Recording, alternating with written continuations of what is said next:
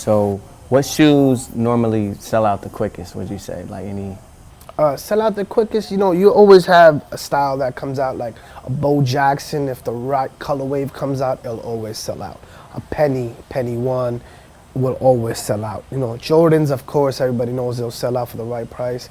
But right now, people that are on the Tims, being in New York, Tims are very heavy. Tims always tend to sell out also. But when you have original color wave and the kids want it, and then the old school OG people want it, it tends, they kind of bump heads, and if it's a hot enough sneaker, it'll sell out regardless at the right color wave, Yeah. One of them is, like I said, Bo Jackson. You catch it in the original Oakland Raiders color wave, sell that throughout the year, you know what I mean? Or Right. a Penny in the Orlando Magic color wave. It's all day, every day, True. So can you think of a sneaker that just sold out like instantly just in the store? Any just off top that you were like, damn, they kind of just flew off shelves, literally?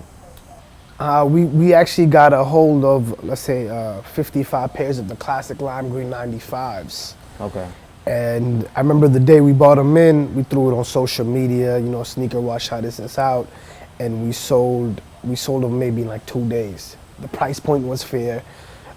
Like I said, we tried to, I got it for a good price, and then we sold it. That was one sneaker that sold out really well. The all white high top Air Forces did very well when they came out. We didn't get too many pairs, but something like that, old school sneakerhead wanted it, and the new school kids want it. So it did well. We get a couple of Huarache color waves that did very well. But what I can remember on top of my head, definitely those 95s. Such a classic color wave, limited, and the price point was right, so we blew by those quick. Okay. So what shoes take a little bit more time to sell, would you say? A little bit more time, the sneakers that are more like, you could say unique, like the color waves are more bright, and like certain Air Forces you'll have that, like the July 4th ones, you'll sell it around that time, and then they would sit for after that, then you have an Easter release will come. If you don't sell it by then you got to kind of sit on it. Like all the specialty sneakers, once you don't sell it during that, like the Halloween editions and that, then unfortunately you're stuck with them. So what we have to do is take a hit. It's just how it is. The sneaker game, you got to strike the iron when it's hot, kind of, you know what I mean? So Yeah.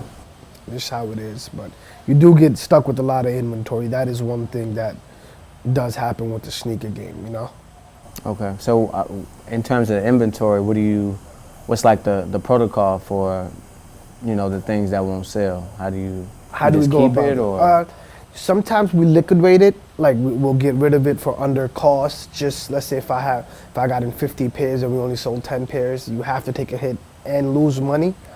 It's part of the game, anybody that runs a business, you got to lose some to win some. So sometimes we liquidate, sometimes, we'll throw it on a sale on the table, or we'll try to promote it a certain way, give a hat with the sneaker. So that's always a good look. Somebody's getting an outfit for the price of just the sneaker. That's another thing that we could do.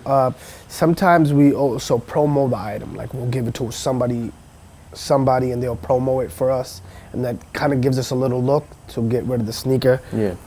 But now what it is that once you have a system where you know that, okay, if I'm getting 30 pairs, instead of ordering 30, let me get 24.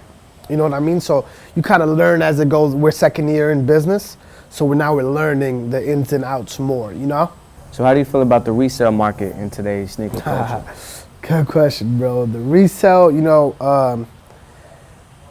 it's changed because a lot of kids are getting into it. Like I'll give you a prime example with those red Octobers. $250 retail, I believe, they have to ship at Nike. Right off the bat, people were posting them on eBay for $3,000, $4,000, as high as $10,000, and it was kind of interesting because the sneaker didn't even come in yet. It was just a receipt, a confirmation that they got the pair.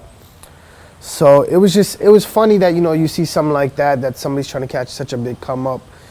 I mean, if you're doubling up, tripling up, okay, you're still good, but it's just a lot of people go by market value rather than what they want to sell it for, Yeah. So that becomes a big deal. Man, it's a lot of little kids that have the bots and are winning, you know what I mean? Or the managers that are holding the pairs for their friends, and I mean, if you have a pair of sneakers, bro, it's a pair of sneakers. You wear it. You know what I mean? That's how the game's done. Yeah, if you're a collector and you want to hold on to them, they mean a lot. Of course, I definitely recommend it. They do appreciate and value sneakers, definitely do.